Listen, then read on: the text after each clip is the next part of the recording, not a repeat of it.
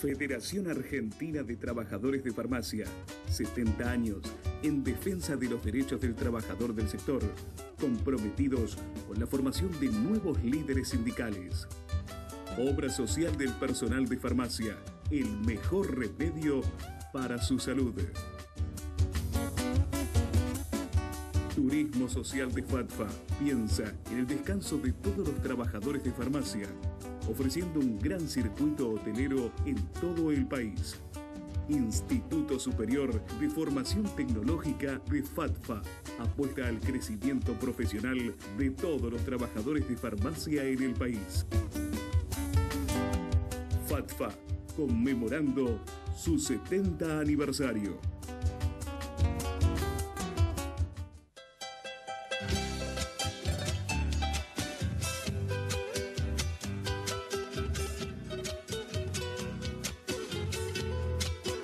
¿Qué tal, país? Bienvenidos, amigos, a un nuevo programa de Proyecto Federal, el programa de la Federación Argentina de Trabajadores de Farmacia y su obra social.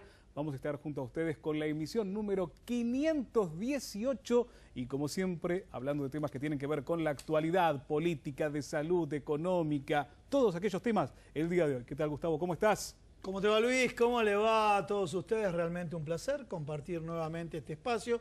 Y ustedes saben, la primera parte del programa abordamos todos los temas de la actualidad económica, de la actualidad política, y en la segunda parte hablamos de los temas de salud, que no sé si uno es consecuencia del otro, el tema de resolver los problemas económicos y salud recurriendo a los profesionales de la salud. Discúlpenme los términos políticos y económicos, recurriendo a los profesionales de la salud. En el programa del día de hoy nos acompaña el licenciado Mariano Kestelboim, que es economista, ¿sí? Y Martín Marinucci, que es concejal de Morón por el Frente Renovador. Entonces, uno de los temas que surgen a partir de ahora, este tema de la seguridad, y atado a la seguridad, el tema de la edad de la imputabilidad. Y de alguna manera la Iglesia Católica, hasta la Iglesia Católica reaccionó en cuanto a la disminución de la edad para la imputabilidad. O sea, es un debate viejísimo, ¿no? Se instalan viejos debates. Si en materia económica vamos de nuevo con lo mismo. Se vuelve a reposicionar las viejas fórmulas.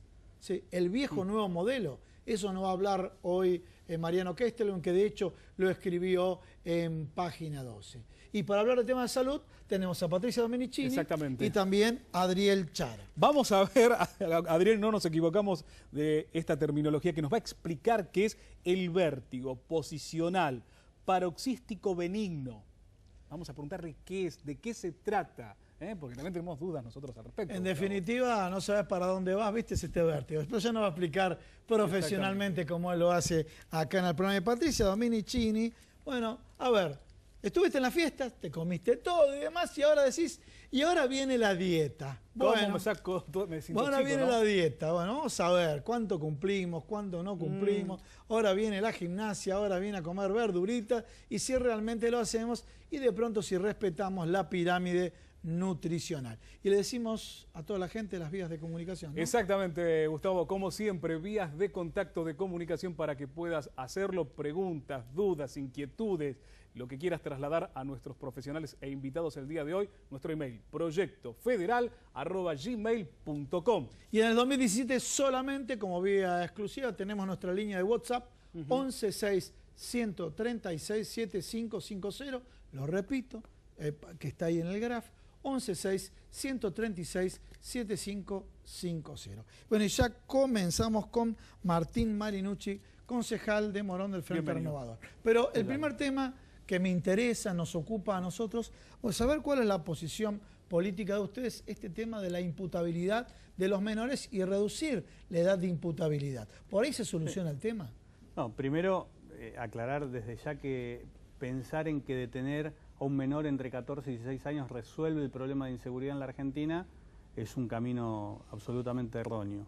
Nosotros como fuerza política hemos presentado en 2014 un código procesal nuevo, un código penal, en donde contemplamos la necesidad de la reducción y discutir la baja de edad de imputabilidad, pero esto no significa que lo que ha tratado el gobierno en estos días con un título, con un eslogan, con un resultado de los focus group, y cualquiera que pregunta en la calle, sobre todo aquellos que han sufrido algún hecho en manos de un menor, plantean que sí, que hay que mandarlos presos. Digo, a raíz de ese resultado del focus group, el gobierno dice, metamos preso a los pibes de 14 a 16 años que delinquen, sin siquiera decir cuál es la propuesta, cuál es el proyecto. Y esto nos tiene acostumbrado el gobierno a que en vez de plantear una política pública, termina tirando un eslogan, un tema para que se discuta en la sociedad, porque ni siquiera para que se discuta ni en la política ni en la legislatura, digo, porque bien claro fue el gobierno que era un tema para, primero, con intencionalidad de ver si eso generaba una disidencia entre Margarita Stolbizer y Sergio Massa. Y segundo, planteando que no iba a estar en materia de discusión para el año 2017, pero sí plantearlo en la sociedad por una cuestión electoral. ¿Cómo se manejan otras sociedades donde tienen una baja de imputabilidad para menores de 13, 14 años? ¿Hay algún esquema parecido que se podría llegar a aplicar a través de la ley en la Argentina? Sin duda. Primero, nosotros somos parte del consenso del niño a nivel internacional y la verdad que habría que cambiar una normativa y avanzar sobre los tratados internacionales en materia de niñez y adolescencia.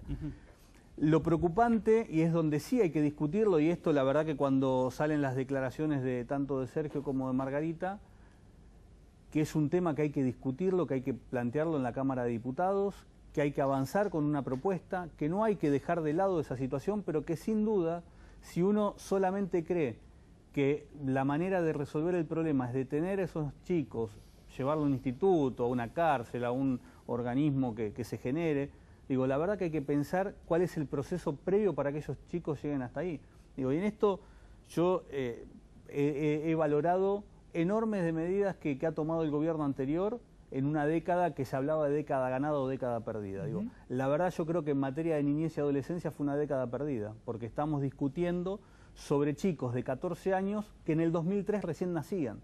Quiere decir que si esos chicos hoy de entre 14 y 16 años han tenido oportunidades que otros no han tenido, oportunidades que otros sí han podido tener, la verdad significa que el Estado ahí estuvo ausente. Y esto es lo que hay que corregir, sobre todo para las generaciones futuras. Martín, vamos a revisar un poco.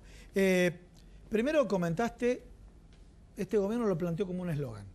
Y que se instale el debate a ver qué resulta el debate, ¿no? Eso es, trato de interpretarlo. Peor, que se instale el debate porque los resultados de estudios de la opinión pública dan que la gente bueno, pide obviamente, eso. A ver, yo voy a, para no contradecirnos nosotros mismos, si yo soy víctima de violencia de un chico menor y en un focus group me pregunta si que lo metan preso, le voy a contestar. Si lo miro de afuera el problema, lo miro como Adán Buenos Aires, que dice que para salir del laberinto hay que mirarlo por arriba, digo no salgo de tengo que mirarlo por arriba. Pero si estoy en el problema y lo tengo acá cerca, lo veo gigante y resuelvo de esa manera como habrán abordado el focus group. Ahora, vos hablás de estos chicos y demás. El tema, y Luis te hizo una pregunta sobre otros países. Primero hay un fenómeno socioambiental, ¿no es cierto? Y este fenómeno socioambiental es cómo se puede hacer en aquellos chicos, y no me refiero a que vivan en una casa con más o menos condiciones, porque sabemos muy bien que hay laburantes, pero la mayoría de los que viven en la villa son laburantes, no son delincuentes. Perdóname, te interrumpa. Hay la que mayoría. Que el porcentual de hechos de menores de 14 a 15 años es ínfimo de los hechos que se dan año tras año en la Argentina. Digo, no llegan al 5%. Con lo cual también estamos hablando de un núcleo muy reducido contra otros que sin duda que hay que aumentar penas en muchos delitos, hay que tipificar muchos delitos que no están tipificados. Digo, entonces, discúlpame la interrupción. ¿Cuándo se rompió la bisagra en la historia en estos últimos años? Porque, a ver, uno recuerda su niñez o su adolescencia y esto distaba mucho de que, a ver, no de que ocurriese, sino que fuese lamentablemente tan común como es Pero hoy en día. complemento la pregunta de Luis. Sí. Complemento la pregunta de Luis. Sí, éramos jóvenes ahí. Me acuerdo cuando asume Raúl Ricardo Alfonsín. Y comenzó con el 2x1. Y de alguna manera quedó ahí el temor del 2x1. Porque, y vamos a trazar un paralelismo con tu comentario. Si de pronto ese chico, ese menor, ve que el de 17, 18, cuando comete un delito va adentro, ese más jovencito va a tener mucho más cuidado. Y el más jovencito ve que el de 17, 18 no va adentro. ¿Por ahí no pasa? Pues, tiene que ver, digo, pasa cuando uno iba más rápido, ahora con la fotomulta va más despacio. Digo, tiene que ver con eso, con que el castigo genera por ahí algún grado de concientización en el que va a infringir una ley. Ahora, la verdad que chicos de 14 años, 15 años, hay que ver si están en ese análisis de ver si infringen o no una ley. A veces tiene que ver con que son utilizados por los mayores. Bien. Digo, para delinquir. Es otro abordaje. Ahora, claro, la realidad es que lo que pasa en otras sociedades, o lo que pasaba en la Argentina en el 83, o lo que pasaba en la Argentina hace 15 años, hace 20 años, creo que tiene que ver también con la calidad educativa. Bien. Creo que esto ha ido disminuyendo. Ha sido una buena propuesta la asignación universal por hijo, que de contrapartida quien recibía ese beneficio tenía que mostrar que el hijo se educaba y se vacunaba, y lamentablemente eso se terminó corrompiendo porque en las escuelas los directivos a veces firmaban para que la madre de ese chico no deje de cobrar esa asignación que la necesitaba, pero el chico no asistía, o los docentes no formaban como correspondió, como nos formaban a nosotros en la escuela pública hace 20, 30 años.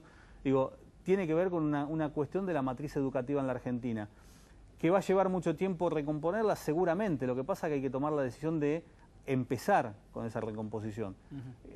La gestión actual está pensando más en el pago de deuda que en la inversión en calidad educativa. Y esto también es preocupante. Los reformatorios en nuestro país, a ver, por lo que podemos observar, bajo el concepto que tendría que ver una cuestión reeducativa para el chico, para el adolescente, no tiene esa función o no la está cumpliendo, no lo consigue. Lamentablemente lo tenemos en todo el servicio penitenciario también. Digo, sobrepoblación, hacinamiento, desfinanciación en materia edilicia. Digo, la verdad, ¿quién puede salir en mejores condiciones de las que entró? Digo, que este es el gran problema. Cuando uno comete un ilícito y va preso y cumple la condena, sea beneficiado por el 2x1, por una probation, por, la verdad, un abreviado, por lo que la ley le permite, y vuelve a la sociedad, y la sociedad le cierra las puertas a nivel laboral, la sociedad le cierra las puertas a nivel social, digo, a veces cuesta que ese que tiene toda la voluntad de reinsertarse en la sociedad, no lo puede hacer. Y esto también, la verdad que en la provincia de Buenos Aires vimos cómo se descabezó el servicio penitenciario, pero todavía no vemos resultados fácticos de que esto sea, en beneficio de quienes hicieron las peores de las cosas, pero digo que tenga que ver con esto, con que reinserte a aquellos que cometieron un error en su vida, que puedan volver a estar en la sociedad como puede hacerlo cualquier otro, ¿no? Martín, hacemos un vuelco de página. Año 2017, parece que no, pero estamos en el año 2017, escenario electoral, y fuera de cámara nos estás adelantando, por ejemplo, la capital federal y algunas provincias adelantados. Estamos hablando de las PASO para el mes de abril-mayo, ¿no es cierto? Exacto. Sí, bueno, Capital siempre tiene un calendario anticipado con respecto a la elección nacional o de la gran cantidad de las provincias. Pero hay varias provincias también que tienen. Digo, el caso particular que se da, como bien decías, en abril y en junio, si mal no recuerdo, y en la provincia de Buenos Aires, donde se va a elegir, después de 6 años, senadores nacionales, diputados nacionales y legisladores provinciales. Pero contarle a la gente las fechas. Secciones. A ver, en abril es probable, creo que en la provincia de Salta también, hay PASO. Corrientes, Chaco son las que se adelantan, no tengo claro el cronograma, Chaco, pero que no van a estar en simultáneo con la elección nacional en la provincia de Buenos Aires. ¿Y la nacional en qué fecha sería? La nacional. Es en agosto, el 13 de agosto, si no me equivoco, y el último domingo de octubre. Y el último domingo de octubre. Que sería, o sea que ya. La verdad que termina. Hablando de eso, en la costa atlántica, ya tendrían que estar algunos haciendo campaña, porque ya empezó. No, sin duda que el año pasado ya hubo un adelanto. Sí. Creo que tiene que ver también con que el gobierno que planteaba traer un cambio a la Argentina, un cambio de paradigma y mostrarse que iba a valorar sobre todo a la sociedad que lo acompañó, y terminaron marcando un rumbo que tiene que ver con su ideología, con su pertenencia, beneficiando a sectores concentrados de la economía, sobre todo en perjuicio del trabajador y la clase media y la clase baja. Digo, se adelantó seguramente el proselitismo. Ahora este año, como bien vos decís, desde la costa, desde distintos lugares, ya se está planteando los distintos acuerdos electorales, que en lo personal, digo, la verdad que yo soy del distrito de Morón, del cual es la diputada nacional Margarita Stolbizer, con quien nuestro líder político Sergio Massa ha tenido una agenda legislativa en el 2016 que fue muy positiva, porque se plantearon distintos proyectos de ley como temas de discusión y que han tenido su aprobación. y plantean la agenda del 2017 y la verdad, conociéndola a Margarita, la honestidad, su vocación y como vecina que es de nuestro distrito, ojalá que eso llegue a una confluencia de un frente electoral para competir en las próximas elecciones que nosotros como fuerza política tenemos que renovar una cantidad enorme de bancas que tiene que ver con el triunfo que hemos tenido en el 2013, ¿no? Martín, hablaste del escenario político, pusiste fechas y demás. Creo que todos nosotros, trabajando en el ambiente periodístico, de alguna manera descuidamos el tema de la fecha, pero periodísticamente hablando, hace aproximadamente unos días, una semana, un periódico de alta trayectoria colocó en tapa los líderes de opinión que apoyan al gobierno Mauricio Macri. ¿No forma parte de esta campaña electoral? Totalmente. Digo, primero que gran parte de la estructura del gobierno manejan consultoras, manejan empresas que se dedican a análisis, a encuestas. Digo, eso es otro tema, el tema de la veracidad de la encuesta. Inclusive pero las personas que figuran ahí, que muchos son periodistas, ¿no es cierto? Sí, pero tienen que ver también con que tienen los mismos intereses creados. Bien. Digo, y en mi caso camino mucho el distrito de Morón y distritos donde otros compañeros de la provincia de Buenos Aires me invitan y puedo charlar con vecinos de la provincia que la verdad que no es esa la opinión que tienen, lo que expresaba el diario La Nación hace algunos domingos. ¿El pensamiento del votante desde el 2015, antes de la elección presidencial, al día de hoy? Lo que hubo una decepción enorme, de muchos que sí, como alternativa entre dos modelos o dos miradas o dos candidatos, cuando fue el balotaje, eligieron a uno creyendo que lo que le planteaba, incluso en ese mismo debate presidencial, lo iba a poder ejecutar a partir del 10 de diciembre. Un año de gestión, siguen hablando de herencia, siguen hablando de que el país que recibieron es peor que el que imaginaron. Digo, la verdad que cuando uno se prepara, en mi caso yo tengo firme vocación de gobernar el distrito de Morón, y si a mí me hubiese tocado gobernar no hubiese pensado en lo que dejaron los que dejaban la gestión, porque me quería hacer cargo de ese problema. Digo, tendría que haber planteado qué es lo que uno iba a hacer para adelante, claro, y avanzar en función de eso. Bueno, creo que el gobierno, tanto del presidente como de los distintos municipios que gobierna Cambiemos, creen todavía que con ese discurso de que nosotros recibimos algo que era imposible de manejar y ahora estamos tratando de ordenarlo, qué sé yo, la gente no es tonta y se da cuenta que fueron engañados. Digo, en su gran mayoría, sin duda que una minoría, que son beneficiados, pero todos los días, cada medida económica que toma el gobierno, después Mariano, que es un gran economista, seguramente va a explayarse en eso, pero cada medida que toma el gobierno es en desmedro de las clases populares, de los sectores trabajadores y en beneficio de muchos líderes de opinión que dicen que Macri todavía tiene más del 70% de... El número llamó la atención. Absolutamente. Martín, muchísimas gracias por estar Gracias a ustedes.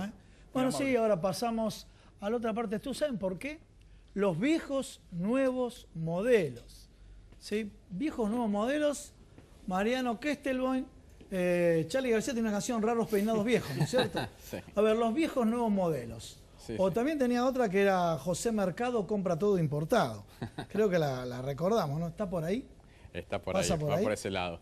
Creo que ya después de un año y pico de gobierno lo tenemos bien claro, lo estamos viendo no solamente en las consecuencias, sino que analizamos un poco más de detalle las políticas económicas, nos damos cuenta que es muy parecido a lo que ocurrió en los 90, desde muchísimas ópticas, principalmente en la distribución del ingreso. Hemos visto en lo que va de este año una caída del nivel de actividad de casi 3 puntos, que si consideramos que el gobierno anterior había generado un crecimiento en 2015 de 2,65%, estamos hablando de una caída de casi 6 puntos. Explicarle a la gente lo que es la caída en el nivel de actividad. Muy fácil, es muy simple. Se produjo 3% menos, o sea, en lugar de producir 100 se produjo 97. Y el año anterior se había producido más. Pero no solamente la caída en el nivel de actividad, sino también el incremento muy fuerte de la inflación y en el segundo trimestre de 2016 el nivel de desempleo tocó el máximo de la última década.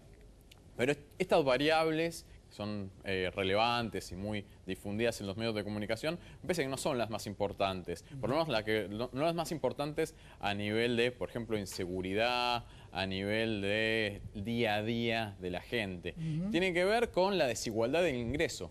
Te puedo interrumpir, porque justo hace 2 semanas, ¿no? Publicaron dentro de este gobierno con los indicadores de este gobierno. Sí, sí. Segundo trimestre, tercer trimestre, y cómo aumentó la varianza entre el decil más alto y el más bajo, ¿no es cierto? Tal cual. No, bueno, por eso, uno de los resultados que se asemeja a los años 90 es incrementar la desigualdad en la distribución del ingreso. Esto es un rasgo estructural de las economías latinoamericanas. En el mundo, la región más desigual es Latinoamérica. Es una región muy desigual que depende mucho de la inversión financiera externa y también es una región que, como otra característica fundamental, es que tiene una estructura productiva muy primaria, que depende mucho de los recursos naturales. Y en cuanto a la desigualdad, se produjo el aumento de la desigualdad más importante de los últimos 12 años. El año pasado, la última medición que se registró después del apagón estadístico, la desigualdad era entre el segmento de 10% más rico y el 10% más pobre, en términos de ingresos, era de 19 veces la desigualdad. O sea, los más ricos ganaban 19 veces más que los más pobres. ¿Por qué siempre terminamos? Uno se pone a pensar, a ver la realidad, y vas analizando gobierno tras gobierno, años tras años, y siempre estamos en el mismo círculo y volvemos otra vez a la misma historia, en las mismas consecuencias, parece que volvemos a salir y volvemos a caer, y siempre la historia de la economía argentina a través de sus políticos sucede esto. ¿Por qué? No sé, hay muchísima volatilidad. Una cuestión que evidentemente es una regla, es que los sectores de menores ingresos, en la medida en que van aumentando su poder de compra y se transforman en clase media o media baja, tienen otras demandas y en esas demandas son...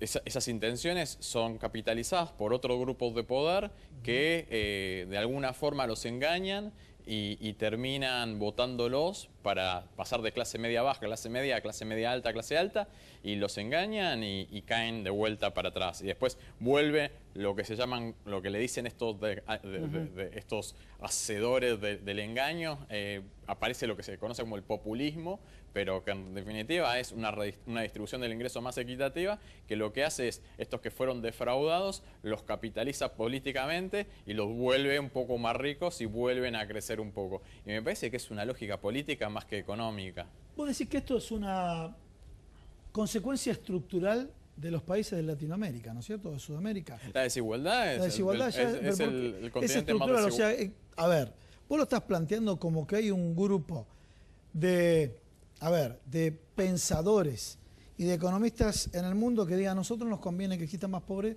porque así tienen dependencia de nosotros. No sé si es así. No, lo que me parece que claramente que hay unos que quieren ganar más dinero, que quieren concentrar la riqueza y entonces, políticas económicas que los favorecen. Como dijiste que era estructural, repregunto. Entonces agarran, miran el mapa del mundo, se fijan en Latinoamérica y dicen, acá podemos nosotros tener más relación de crecimiento y de concentración. No me parece, no creo que sea así. Lo que creo es que en la región hay recursos naturales de altísimo valor y que a través de las inmigraciones esos recursos naturales fueron cooptados por pequeños grupos de poder que para seguir usufructuando, dominando a la región, fueron concentrando riquezas y en la medida en que ha habido reacciones populares, intentos de una distribución más equitativa, han reprimido. Antes se reprimía a través de la fuerza, con fuerzas militares, sí. Y en los últimos años, a través de los medios de comunicación y de la justicia, les ha alcanzado a los grupos de poder para seguir tomando políticas económicas que los favorecen. ¿Trump qué sería, populista? No. Saquemos que sea republicano o demócrata, ¿no? Obviamente. Parece que es una expresión de un cambio muy importante. En Estados Unidos los trabajadores estaban perdiendo un nivel de vida fuertemente porque la industria estaba desmembrándose, estaba trasladando a China fundamentalmente. cada vez más trabajadores tenían que pasar al sector de los servicios, donde los salarios no eran tan buenos. Algunos trabajadores directamente perdieron sus empleos y no volvieron a buscar trabajo. Son los trabajadores marginados que empezaron a expresar su descontento y bueno, y votaron un cambio. Y un cambio no tenía que surgir desde la política tradicional. Buscaron un empresario y este empresario supo capitalizar esa intención de voto y ahora está tomando decisiones de política, todavía no las tomó, pero está anunciando decisiones de política económica que buscan volver a las fuentes. Esto es reindustrializar a su país. Reindustrializar a su país y convertirlo nuevamente en esa potencia hegemónica indiscutible a través de lo que mejor ha sabido hacer, que ha sido su industrialización. Vamos a los viejos nuevos modelos, o los nuevos viejos modelos, ¿sí? ¿Qué otra característica se da que vos ves que es repetitividad? Por ejemplo, este tema de, ¿cómo puedo decir? Más laxas las normas para ingresar capitales y podés retirarte en cualquier momento. En caso que haya una corrida internacional, la gente que trae dinero puede haber otra corrida acá. Sí, me parece que en ese sentido diste en la tecla. Un punto que es muy parecido al de los 90 es que el negocio financiero está por encima de cualquier negocio productivo. Vamos a la película Plata Dulce. Sí, más o menos. Parecido. Los únicos sectores reales, o sea, industriales, productivos en la economía argentina, que son rentables y hay interés para hacer negocios en el campo, en la minería y en algún sector industrial vinculado a la extracción de recursos naturales y su procesamiento.